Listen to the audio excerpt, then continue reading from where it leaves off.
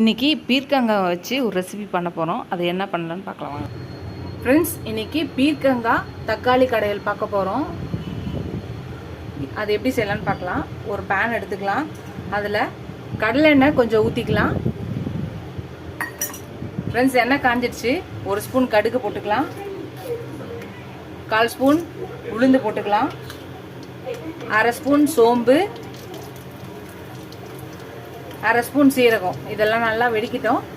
எல்லாம் வெடிச்சிருச்சு. இப்போ சின்ன வெங்காயம் ஒரு 30 சின்ன வெங்காயத்துக்கு மேலே உரிச்சு வச்சுருக்க போட்டுக்கலாம். தக்காளி ஒரு 4 தக்காளி போட்டுக்கலாம்.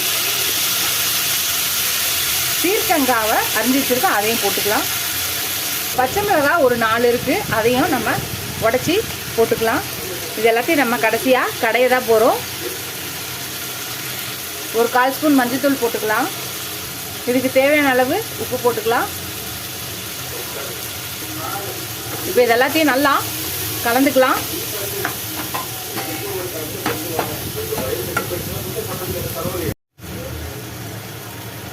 எல்லாத்தையும் நம்ம கலந்துக்கலாம். இதில் தண்ணி ஊற்ற வேண்டாம். இப்போ இதை மூடி போட்டு வச்சுட்டு அப்பப்போ கிளறி விடலாம். இது நல்லா கொலைய வேகிற வரையும் நம்ம வேக விடலாம். ஒரு 10 பல்லு பூண்டு போட்டுக்கலாம். நான் சொல்ல மறந்துட்டேன். இப்போ அதையும் சேர்த்து ஒரு கலக்கிட்டு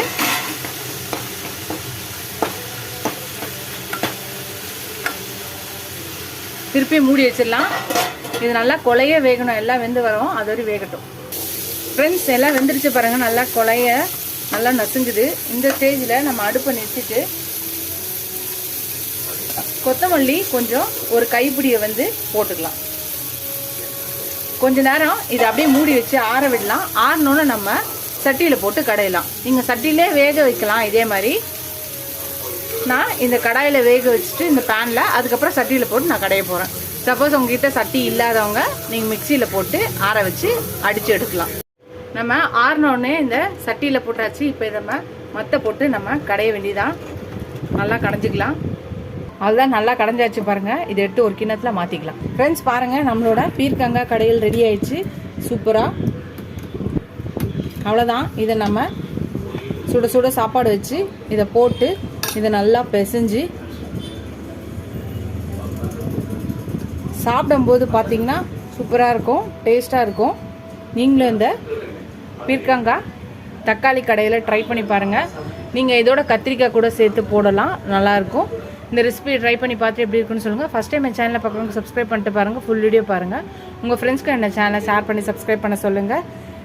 உங்களுக்கு செய்ய தெரியலனா யார் செஞ்சு தருவாங்களோ அவங்கள செஞ்சு தர சொல்லுங்கள். இது ரொம்ப ஹெல்த்தியானது. நீங்கள் வெயிட் லாஸ் பண்ணணும்னு நினச்சா கூட இந்த பீர்க்கங்காவை நீங்கள் யூஸ் பண்ணுங்கள்.